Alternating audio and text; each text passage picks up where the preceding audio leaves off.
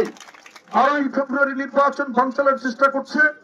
যারা নির্বাচনে জিততে পারবে না বা এই ধরনের যারা ফটকাবাজির প্রার্থী আছে, ওর আশায় ভোটে দাঁড়িয়েছে, কিন্তু এখন ভোট না পেলে তারা নির্বাচন বানচালের চেষ্টা করবে। তাদের অতীত রেকর্ড দেখেন, সংখ্যালঘু নির্যাতন, রাস্তাঘাটে মানুষকে অপমান করা, মানুষের জায়গা দখল, ঘের দখল, খাল দখল, সুলিশ দখল। আমি পরিষ্কার বলছি, আপনাদের ভোটে এখানে জনপ্রতিনিধি নির্বাচিত হবে।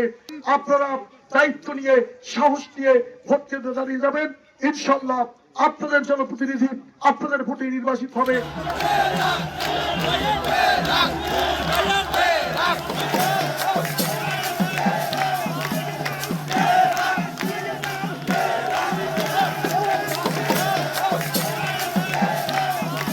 এই গলাচিপা 10 মিনিট বিভিন্ন এলাকায় মানুষকে ভয়ভীত হুমকি দেখাচ্ছে।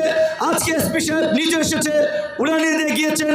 আজকে চরবোরানে আমাদের সেনা সদস্যরা গিয়েছেন।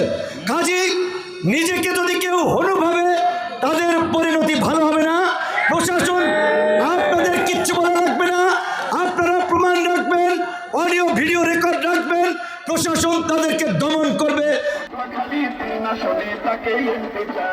এই দেশে যে আইয়ে বড় বড় কথা কইয়ে ভোট লইয়া ঢাকায় চলে যায়, এই দেশের মানুষের খোঁজ খবর নেয় না।